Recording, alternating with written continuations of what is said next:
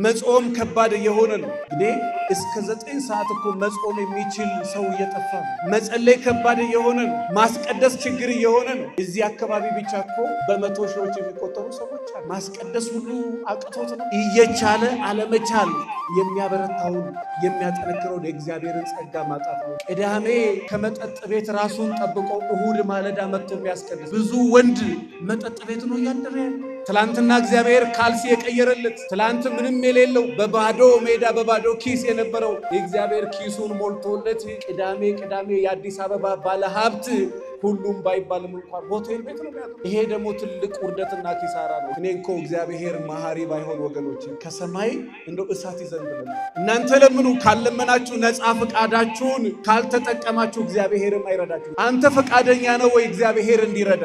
ፈቃደኛ ከሆንክ እግዚአብሔር ይረዳል። ነገር ግን መጀመሪያ ያንተ ፈቃድ፣ ካንተ ፈቃድ ቀጥሎ እግዚአብሔር ያግዛል። ለዛ ነው አንኳኩ የተባለው። በር ላይ ቁሙ አልተባለም። ምን በሉን የተባለው? አንኳኩ የተባለው። መዝጊያውን ምቱ ይከፈትላችኋል፣ ለምኑ ይሰጣችኋል። መጽሐፍ ቅዱስ አትለምኑና አትቀበሉ ይላል። ወገኖቼ እግዚአብሔርን መፍራት፣ እግዚአብሔር ያየኛል ማለት የሚጸልይ ሰው ጸጋ አለው። ደቀ መዛሙርቶቹ በአንድ ልብ ሆነው ሲጸልዩ፣ ልባችሁን ንጹህ አድርጋችሁ በአንድ ልብ በጋራ ጸልዩ። አንድ ልብ ሆናችሁ ጸልዩ። ጌታ ሆይ ልጆቼን ባርክልኝ፣ ትዳሬን ባርክልኝ፣ ንብረቴን ባርክልኝ፣ የባለቤቴን ስልጣን ባርክ፣ የባለቤቴን ስራ ባርክ፣ የባለቤቴን ሐሳብ ባርክ፣ የባለቤቴን መንፈስ ባርክ፣ የባለቤቴን እግር ባርክ፣ የባለቤቴን ሰውነት ባርክ። መችልም ልልኛ የሚስቴን አንደበት ባርካት፣ የሚስቴን ንግግር ባርከው፣ የሚስቴን ሞያ ባርከው። የትምህርታችን መነሻ ሐሳብ የሚሆነው እኔ እስከ ዓለም ፍጻሜ ድረስ ሁልጊዜ ከእናንተ ጋር ነኝ የሚለው ይሆናል።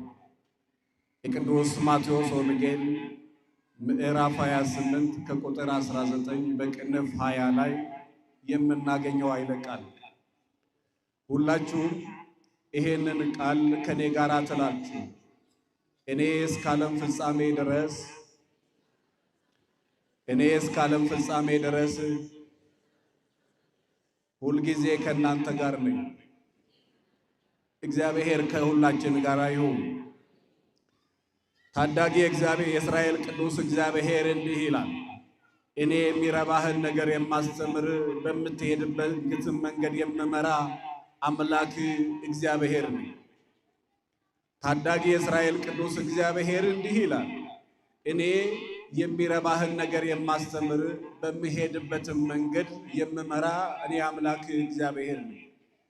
እግዚአብሔር ሁላችንን ይምራን ወገኖቼ። እግዚአብሔር ያልመራው ሰው ቢያይም ማየት ስለማይችል፣ እግዚአብሔር ያልመራው ሰው ቢሰማም መስማት ስለማይችል እግዚአብሔር ሁላችንን ይምራን። እኔ እስከ ዓለም ፍጻሜ ድረስ ሁልጊዜ ከእናንተ ጋር ነኝና አትፍሩ። ይሄንን ቃል እንግዲህ ጌታ ባረገ ጊዜ ደቀ መዛሙርቱን ኃይልን ከላይ እስከምልክላችሁ ድረስ በኢየሩሳሌም ቆዩ አላቸው። እንግዲህ ከ10 ቀን በኋላ ደግሞ የዛሬው እንደ ቤተ ክርስቲያን አስተምሮ ቤተ ክርስቲያን የልደት ቀኗ ዛሬ ነው። ደቀ መዛሙርቶቹ በማርቆስ እናት ቤት ተሰብስበው ሳሉ ፈርተውም ተጨንቀውም በአንድ ልብም ደግሞ እየጸለዩ ሳሉ፣ በስንት ልብ ወገኖቼ? በስንት ልብ? በአንድ ልብ ሆኖ በማርቆስ እናት ቤት ውስጥ እየጸለዩ ሳሉ ጌታ በ40ኛው ቀን ባረገ ዕለት እኔ ኃይልን እስከምልክላችሁ ድረስ በኢየሩሳሌም ቆዩ ብሏቸው ነበር። አትናገሩም ያላቸው ነገር ነበር። በደብረ ታቦር የእግዚአብሔርን ኃይልና ጸጋ እስከሚቀበሉ ድረስ ባሉበት ተረጋግተው እንዲቆዩ። የዛሬው ዕለት የመንፈስ ቅዱስ በዓል ወይ ደግሞ በዓለ ጰራቅሊጦስ ይባላል። እንደ ቤተ ክርስቲያን በተለይ ኢትዮጵያ ኦርቶዶክስ ተዋሕዶ ቤተ ክርስቲያን ካሉት 9 አበይት በዓላት አንዱ የዛሬው በዓል። እንግዲህ ከጠዋቱ ከማለዳ 3 ሰዓት አካባቢ በጣም የሚያስፈራ የሚያንጎደጉድ የአውሎ ንፋስ ድምፅ ሰሙ ይላል ኦሪት ዘፍጥረት በታላቁ በመጽሐፈ ኢዮብ ምዕራፍ 38 አካባቢ ላይ ስታነቡ ታላቁ የእግዚአብሔር ሰው ኢዮብ መከራ በበዛበት ጊዜ አሁንስ እግዚአብሔር መጥቶ እኔና እግዚአብሔር በተነጋገርን አለ። ለምን መከራው በዝቶበት ነበር፣ ስቃይ ያሳለፈ ነበርና ይሄን ቃል ሲናገር እግዚአብሔር በሚያስፈራ በሚያንጎደጉድ በሚገርም ድምፅ ተናገረው ይላል። በውኑ የሚከራከር ሰው ከእግዚአብሔር ጋር ይከራከራል ወይ? እንግዲህ ወገብህን ታጠቅ ለኔ መልስ መልስልኝ። የሚከራከር ሰው ከእግዚአብሔር ጋር ይከራከራል ወይ አለው። እኔ የጫጩት ድምፅ እሰማለሁ፣ አንተ ትሰማለህ ወይ? እኔ የተወለደች እናት ብላቴናዋን ከእናትየው ጡት ጋር አገናኛለሁ። አይኑ ያልተከፈተውን ጫጩት እመግባለሁ፣ አንተ መመገብ ትችላለህ ወይ? ኦሪዮን የሚባለው ኮከብ አሰማራለሁ፣ አንተ ታሰማራለህ ወይ? መባረክት እኔ በዚህ ነኝ ይሉኛል፣ አንተ ይሄን መልስ ይሰጡታል ወይ? በእውነት የሚከራከር ሰው ከእግዚአብሔር ጋር ይከራከራል ወይ? በባህር ውስጥ የሚታየውን ትልቁን ከብረት የጠነከረ የጀርባ ወገብ ያለውን ታላቁን አውሬውን የማስተዳደር የምመራው እኔ ነኝ፣ አንተ ይሄን ትመራለህ ወይ? ሰጎን ከአፈር ስር የቀበረችውን እንቁላል ሌላ ሰው ሌላ ከብት እንዳይረግጥባት ሰጎኗ እንቁላሉን ከአፈር ስር ትቀብራለች። ይሄ እኔ ጠብቅላታለሁ፣ አንተ መጠበቅ ትችላለህ። የሚከራከር ሰው ከእግዚአብሔር ጋር አይቀር። ጌታ ሆይ አንዴ ተናግሬያለሁ፣ ዳግመኛ አልናገርም፣ ይቅር በለኝ። መጨረሻ ላይ ኢዮብ በነገራችን ላይ ሁሉን ታደርግ ዘንድ ሐሳብ የሚከለከል ዘንድ ከቶ እንደማይቻል በሕይወቴ አሁን አወቅኩ ይላል። እግዚአብሔር ብዙ ጊዜ ሲናገር የሰማነው በቸርነቱ ልክ ለኛ በተገለጠው ልክ የእግዚአብሔርን ድምፅ የጆሮ ታንቡር መስማት አይችልም። ብርሃኑን ማየት ስለማይችሉ ደቀ መዛሙርቱ በደብረ ታቦር በግንባራቸው የተደፉት። እግዚአብሔር ግን በረድኤቱ በቸርነቱ በመጠናችን ይገለጥልናል። በምንችለው ልክ ማለዳ አካባቢ ላይ የሚያስፈራ የሚያስደነግጥ አውሎ ንፋስ መጣ። በእሳት አምሳል መንፈስ ቅዱስ በእያንዳንዱ ራሳቸው ላይ ወረደላቸው። የሀገሬው ሰው 72 ቋንቋ ይናገር ነበር። በ72 ቋንቋ መናገር ቻሉ። ያ መንፈስ ቅዱስ ምስጢርን የሚገልጽ መንፈስ ነበር። የሚያጨክን መንፈስ ነበር። የሚያጀግን መንፈስ ነበር። የሚያስደስት መንፈስ ነበር። ለሰው ልጅ የሚያስፈልጉ 7ቱ መሰረታዊ ነገሮች ያሉበት ደስታን የሚሰጥ የሚያጸና የሚያረጋጋ ምስጢርን የሚገልጽ መንፈስ ነበር። ያ መንፈስ መራቸው። ከዛ በኋላ በፊት የነበራቸውን ማንነት አልነበራቸውም ወገኖች። በፊት ይፈራሉ፣ ይጨነቃሉ። ቤቴን ትቼ ኑሮዬን ትቼ ይላል። ይመጣ ይሆን ይላሉ፣ አይመጣም ይሆን ብዙ ነገር ይላሉ። ከዛ በኋላ ግን ቆራጦች ሆኑ። ለምን? ያ መንፈስ የሚያጸና መንፈስ ስለነበር፣ የሚያጀግን መንፈስ ስለነበር፣ የተሰወረውን ምስጢር የሚገልጽ መንፈስ ስለነበር። የእግዚአብሔር መንፈስ ቅዱስ የተሰወረውን ምስጢር የሚገልጽ እነ ቅዱስ ጊዮርጊስ ምን አጠነከራቸው ብላችሁ ብትሉት ያ መንፈስ በመንኮራኩር እስከሚፈጩ ድረስ። እነ ኢሳይያስን ምን አጠነከራቸው? በመጋዝ እስከሚተረተሩ ድረስ። እግዚአብሔር በልባቸው የነገሰው ሰዎች ወገኖቼ፣ መጽሐፍ እንደሚለው ከናንተ አይኑን ያሰናከለችው ቢኖር አይኑን አውጥቶ ይጣላት። ሙሉ ሰውነቱ ወደ ገሃነም ከሚጣል አንድ አይኑ፣ እጁ ያሰናከለችው ሰው ቢሆን እጁን ቆርጦ ይጣል። እግሩ ያሰናከለችው ቢሆን እግሩን ቆርጦ ይጣል። ከነ ሙሉ ነፍሱ ወደ ገሃነም ከሚጣል ይሻለዋል ይላል መጽሐፍ። ራሳቸው ላይ የጨከኑት የገዛ ስጋቸው ላይ ለምንድን ነው ካላችሁ የሚያጸናውን የሚያበረተውን የሚያጨክነውን ያንን መንፈስ ቅዱስ ጸጋ ስለተቀበሉ። የእግዚአብሔር መንፈስ ከሁላችን ጋር ይሁን ወገኖቼ። እኛ ሁሉ ነገርም ኖሮን ፈሪዎች ነን። የፍርሃት መንፈስ በውስጣችን አለ። ሰው ደግሞ ሲፈራ ማመን አቁሟል ማለት ነው። መፍራት ሲጀምር ማመን አቁሟል ማለት ነው። ማመን ሲጀምር መፍራቱ ይቀራል። ለምን? ምንም የሚያስፈራ ነገር የለም። ታላቁ በዚህ በትንቢተ ዘካርያስ ምዕራፍ 4 ከቁጥር 7 ላይ እንደዚህ ይላል፣ አንተ ተራራ ሆይ በፊቴ ምንድነህ? በዘሩባቤል ፊት ለፊት ደልዳላ ሜዳ ትሆናለህ ይላል። ማንን ይዣለውና? የሰራዊት አምላክ እግዚአብሔርን ይዣለውና። ማንን ይዣለውና? የሰራዊት ጌታ እግዚአብሔርን ይዣለውና አንተ ተራራ ሆይ በፊቴ ምንድነህ? በዘሩባቤል ፊት ለፊት ደልዳላ ሜዳ ትሆናለህ። እግዚአብሔርን ለያዘ ሰው ሁሉ ይቻላል። ለዛ ነው ቅዱስ ጳውሎስ በሮሜ 8 ምዕራፍ 31 ላይ እንግዲህ ምን እንላለን? እግዚአብሔር ከኛ ጋር ከሆነ ማን ይቃወመናል? ማን ከኛ ጋር ከሆነ ማን ከኛ ጋር ከሆነ እንግዲህ ምን እንላለን? እግዚአብሔር ከኛ ጋር ከሆነ ማን ይቃወመናል? ወገኖቼ እንግዲህ የሰው ልጅ በዚህ ምድር ላይ ከእግዚአብሔር ጋር ሲሆን የእግዚአብሔር ጸጋና መንፈስ ቅዱስ ከሱ ጋር ሲሆን እግዚአብሔር ያልተለየ ሰው ሲሆን እዚህ ምድር ላይ ምንም የሚያስጨንቀውና ምንም የሚያስፈራው ነገር የለም። ምንም ባይኖረው እንኳን በእግዚአብሔር እምነቱ ብዙ ነው። በእግዚአብሔር እምነቱ ሙሉ ነው። ምንም ባይኖር በማን እምነቱ? ወገኖቼ ስላለው አይደለም ሰው ልቡ ሙሉ የሚሆነው።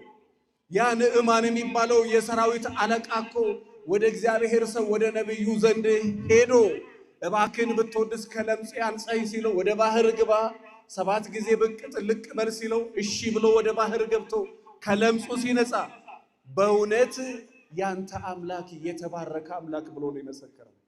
ከሀገሬ ወርቅና ጨርቅ አምጥቼልሃለሁ እባክህን ተቀበለኛል። ምን ብሎ መለሰለት?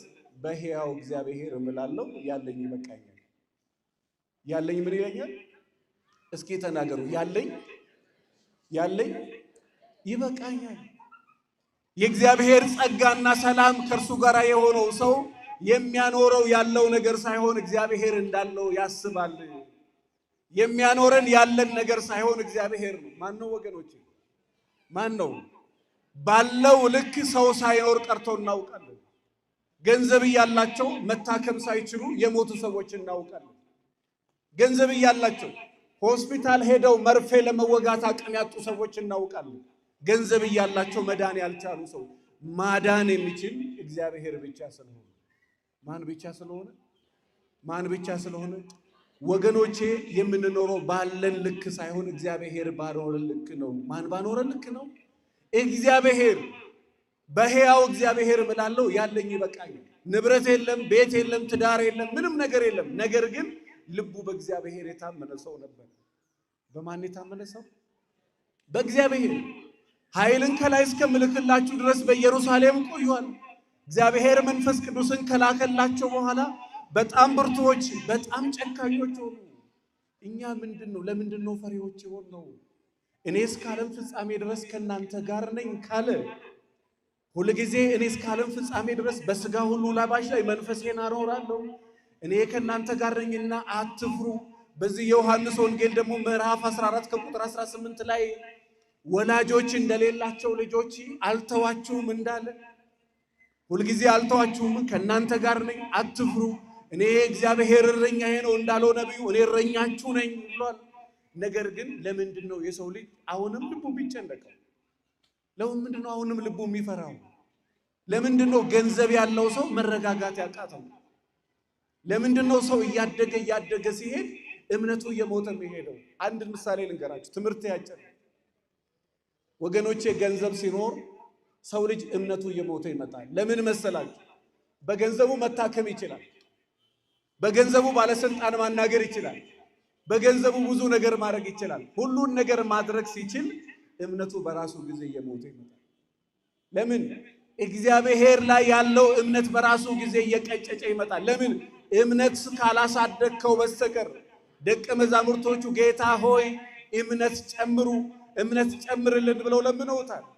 እናንተ እምነታችሁ የሞተ እምነታችሁ የታለ ብሎ ሲናገራቸው ጌታ ሆይ እምነት ጨምርልን።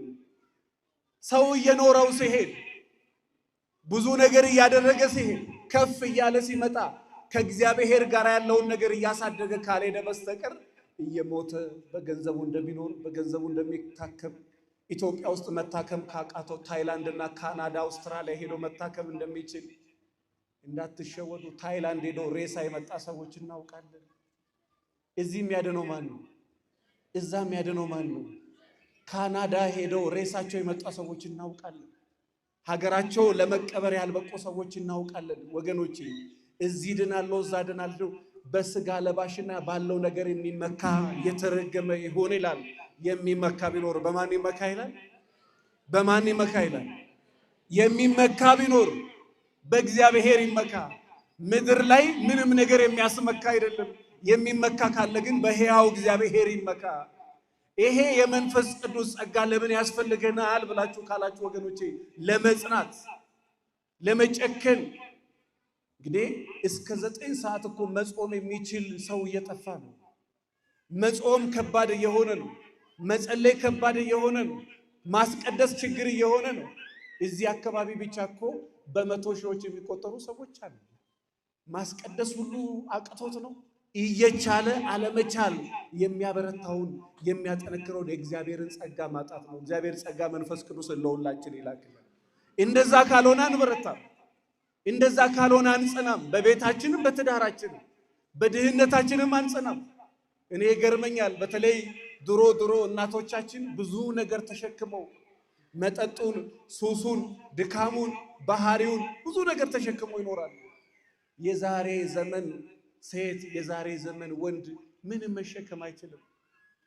ከናንተ ለመለየት ሰበብ ነው የሚፈልገው። በዚህ የሆነ ነገር ብታረግለት በዚህ የሆነ ነገር ይላል፣ በዛ የሆነ ነገር ብታረግ በዛ የሆነ ነገር ይላል፣ በዛ የሆነ ነገር ብታረግ በዛ የሆነ ነገር ይላል። የምንወልዳቸው ልጆች ምስጋና ያውቁም። አባት የባንክ ቤት በር ላይ ቆሞ ጠዋትና ማታ በፈረቃ እየሰራ እያሳደገው ልጅ አባቱን ውለታ ያውቃል። አባት ደግሞ ልጁን አይመርቅም።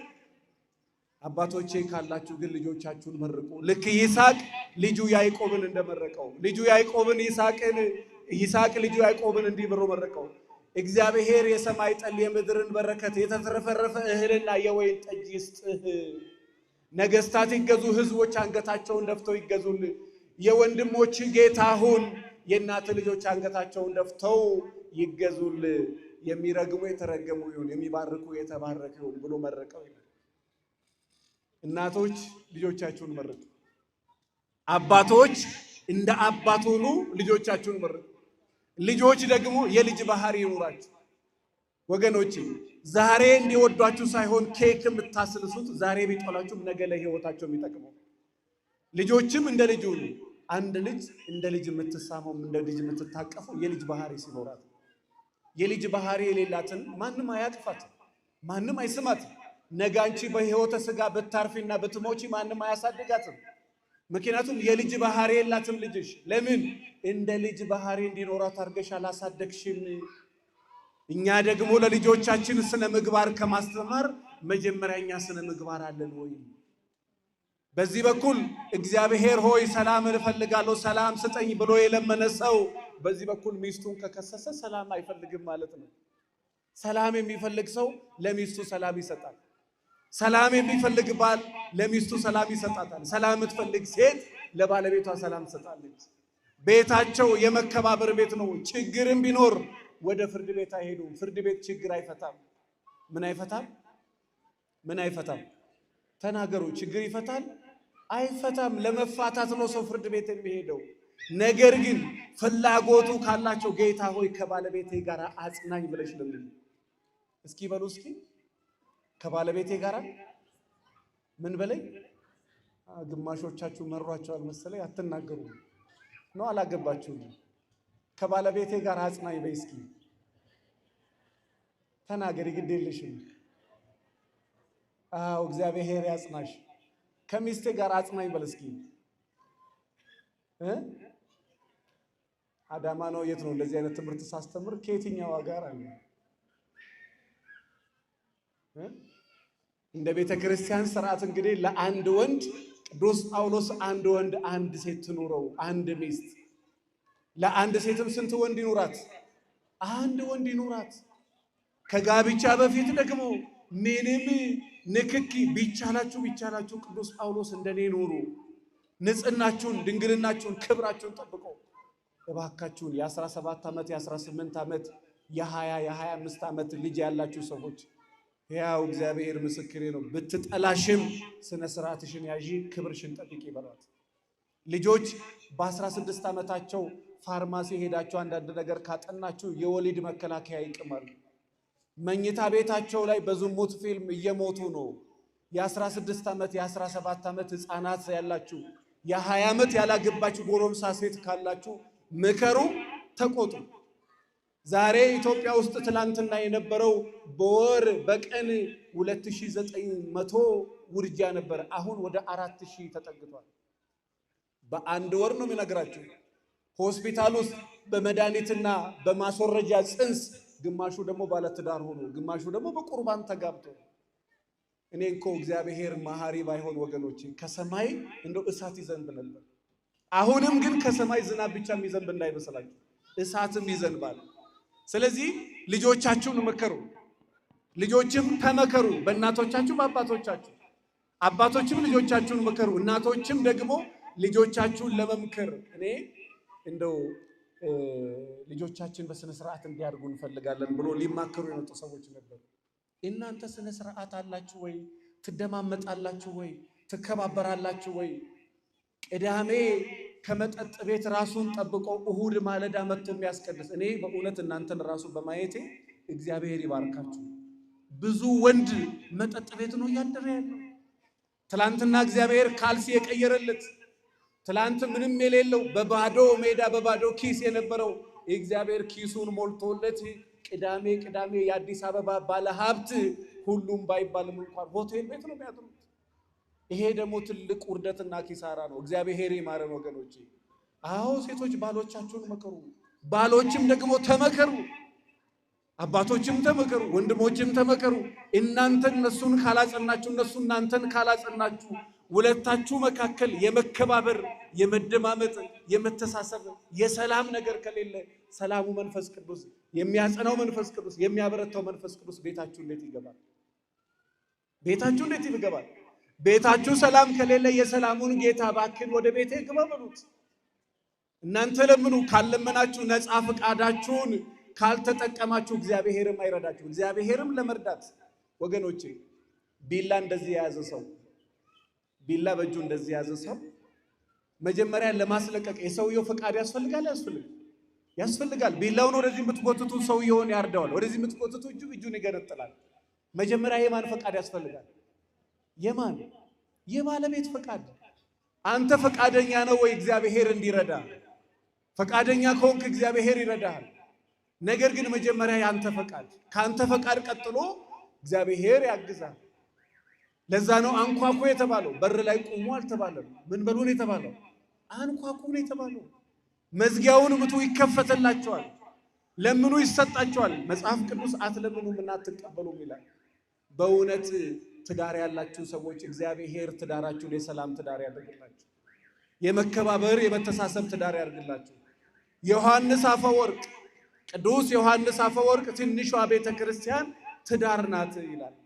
እግዚአብሔር የሚከብርባት፣ ሰው የሚወለድባት፣ እግዚአብሔር ሰውን የሚፈጥርባት ትልቋ ተቋም፣ ትንሿ ተቋም ቤተ ክርስቲያን ትዳር ናት ይላል። በጋብቻ መካከል እግዚአብሔር የሚሆነው መቼ ነው ካልሽ፣ አንቺ ደግሞ ባለቤትሽን ጌታዬ የምትዩ ከሆነ፣ አባቴ የምትዩ ከሆነ። አንድ ጊዜ እንደዚህ ብዬ ሳስተምር አንተ ትቀልዳለህ፣ ጌታዬ ማለቱ ቀርቶ እንደው በስነ ስርዓት ደህና ዋልክ ብትለኝ። ወገኖቼ ሚስትን መናቅ ክርስቶስን መናቅ፣ ባለቤትን መናቅ ክርስቶስን መናቅ። ታምናላችሁ? ባሎቻችሁን አክብሩ። ቤተ ክርስቲያን ነጠላ ለብሶ ከመምጣት ራሱ ሚስት ባለቤቷን ይቅር ማለት አለባት፣ ባለቤቷን መውደድ አለባት። ዛሬ ራሱ እዚህ ቁጭ ያላችሁ ሰዎች ካላችሁ የእግዚአብሔር ጸጋ እጥፍ እንዲበዛላችሁ እንደ በውስጣችሁ ቂም ካለ ይቅር ለእግዚአብሔር ብያለሁ በሉ። እኔ ትቻለሁ እግዚአብሔር ይተውልክ በሉ። ወንዶችም ደግሞ ከሚስቶቻችሁ ጋር ተቀያይማችሁ እዚህ የመጣችሁ ካለ እኔ ይቅር ብያለሁ እግዚአብሔር ይቅር ይበል በሉት።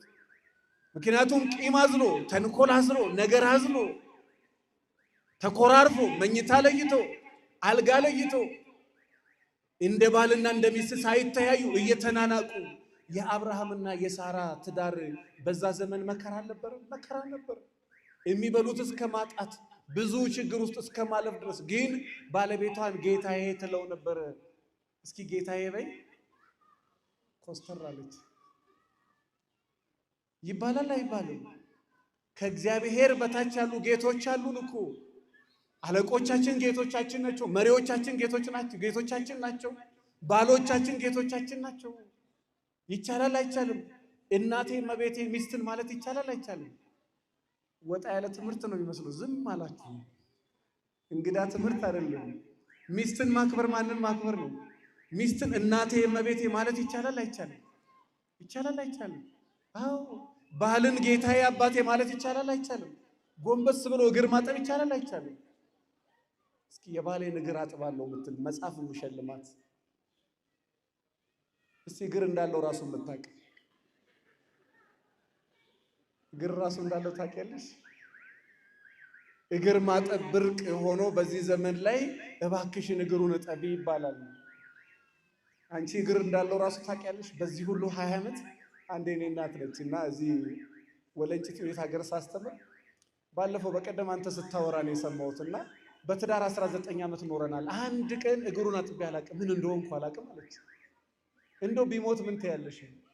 ታለቅሻለሽ? የባልን እግር ማጠብ ክብር ነው ነውር ነው? ተናገሩ እስኪ። ውስጣችሁ ቁስልም ቢኖር ተናገሩ። ክብር ነው ነውር ነው?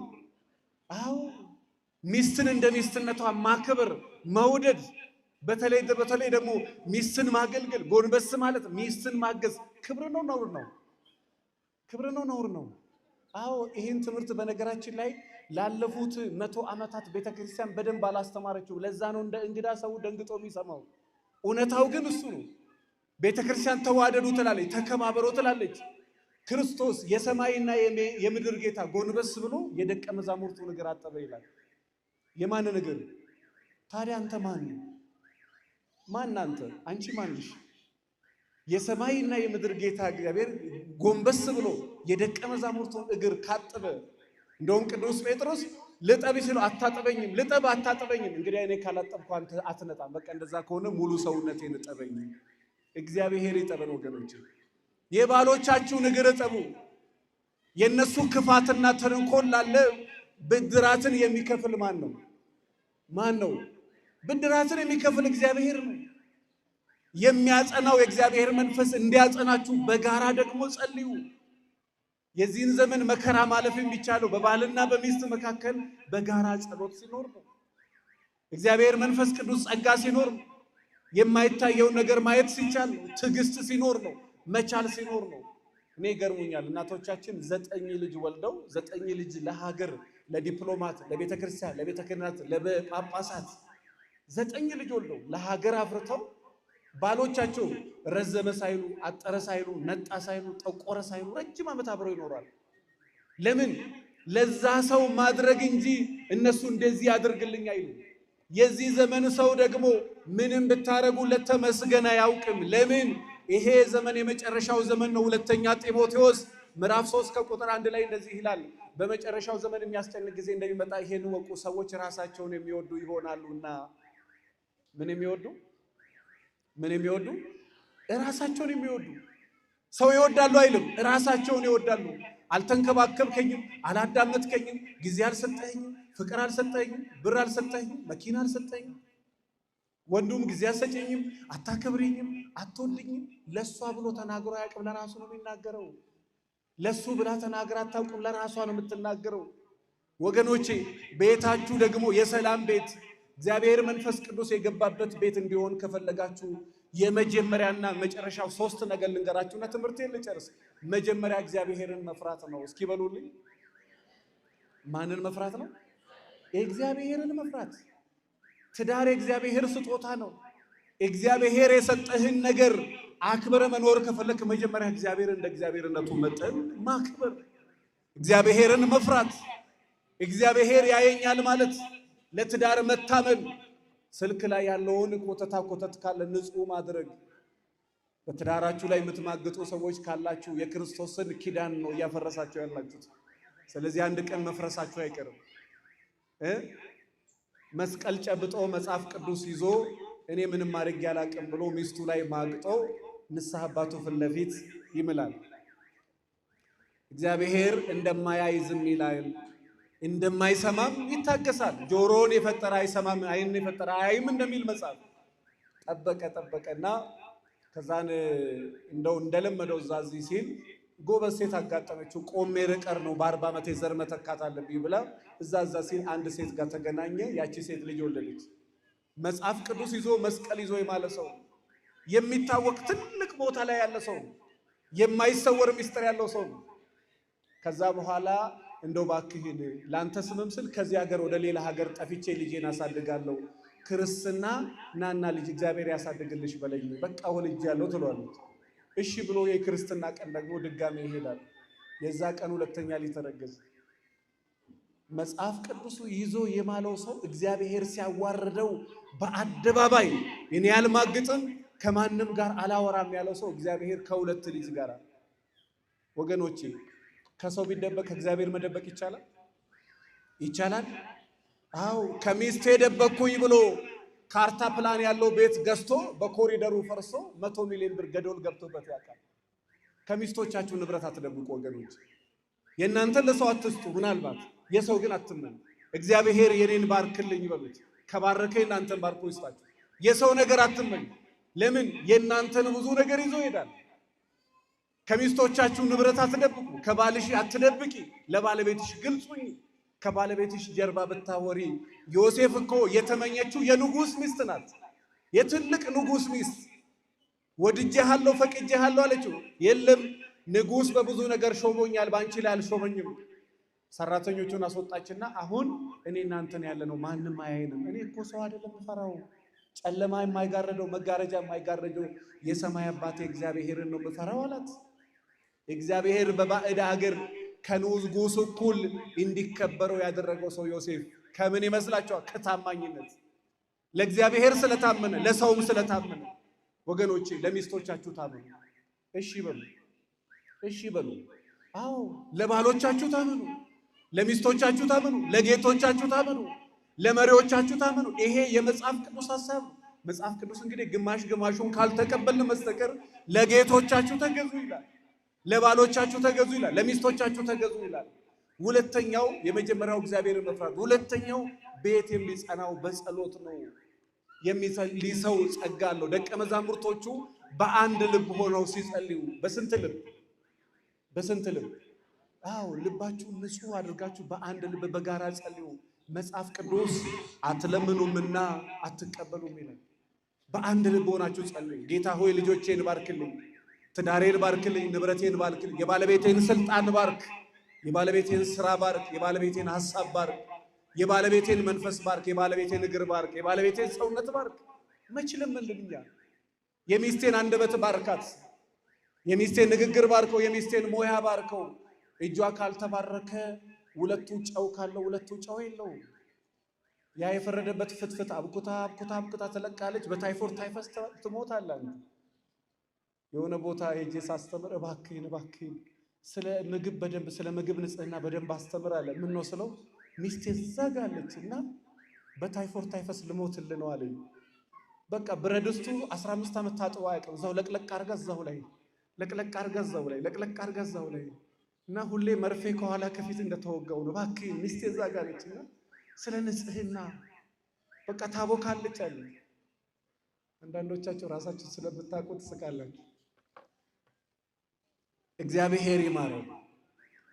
በጸሎት ቤት ይጸናል። የመጨረሻው ደግሞ ወገኖቼ በባልና በሚስት መካከል ቤተክርስቲያን የምታስተምራችሁ እሺ ካላችሁና ከሰማችሁ እንደው ትልቅ ዓለማችን ላይ የተፈጠሩ የጦርነት ወሬዎች እንኳን በንግግር ተፈተዋል። መነጋገር ተቻቻሉ። ተነጋግሮ መግባባት ባይቻል ተነጋግሮ መለያየት ይቻላል። በንግግር መኑ። በዱላ በስድብ በንቀት በመናናቅ የሚመጣ ነገር የለም። ባልን ማክበር ራስን ማክበር ነው ብያቸዋለሁ። ሚስትህን ማክበር ራስህን ማክበር ነው ብያለሁ። መነጋገር ተለማመዱ። ከተነጋገራችሁ ብዙ ነገር ይፈታል። መነጋገር ከሌለ ግን መቆሳሰል ይበዛል። በአንድ ጊዜ ይባላል ወደ 30 ዓመት በትዳር የኖሩ ባልና ሚስቶች አቃጥለው በቃ ሊሞት ደርሶ አንድ ቀን አልጋ ላይ ተኝቶ ውሃ በማንኪያ እየተሰጠው ነበር ይባላል። ሚስቴን ጥሩልኝ አለ። እሷ ቶሎ በሉ ንፍሮውን ድንኳኑን ጠጋር ቶሎ በሉ ይሄ ሰው እየተመለሰው እንዳይነሳ ትላለች። ሰውየው ሊሞት አልጋ ላይ ተኝቶ ውሃ በማንኪያ እየተሰጠው ነው። ሚስቱ መጣች። እባክሽን እዚህ ምድር ላይ ያለን በዚህ 30 ዓመት አንድ ቀንም ተስማምተን ኖረን አናውቅም። ደስ እያለኝ ልሞት። እባክሽን ከሞትኩ በኋላ ትዳር መያዝ አለብሽ፣ ማግባት አለብሽ አለች። ትዳር ባንተ በቃኝ፣ ካንተ ውጪ ትዳር አላረገውም አለች። እባክሽን አታድክም፣ ማግባት አለብሽ። ብዙ ከተጨቃጨቁ በኋላ እሺ እኔ ሐሳቤ አንተ ከሞትክ ገዳም መግባት ነበር። ገዳም የሰነፍ መሰብሰቢያ ይመስለናል። ገዳም የት እናውቃለን ወገኖች? ገዳም እናቶቻችን እግራቸው ሳንቲም እስከሚያስገባ ድረስ የወጋቸው ሾክ ውስጣቸው እስከሚበሰብስ ድረስ ያለምን ጨጓራ ሳይሉ ጉበት ሳይሉ ደም ግፊት ሳይሉ ወገባቸው እስከሚንቀጠቀጥ ድረስ ሌሊትም ስራ ቀንም ስራ፣ ሌሊትም አገልግሎት ቀንም አገልግሎት። እኛ 3 ቀን ደብረ ሊባኖስ ሄደን ስንመጣ ገዳም የምናውቅ ይመስለናል። ሰውነታችን መች እንደዛ ስራ ለመደና። ራሳቸው ላይ የጨከኑ መንፈስ ቅዱስ ያጨከናቸው ሰዎች ናቸው ገዳም የሚገቡት። ትምህርቴን ጨርሻለሁ።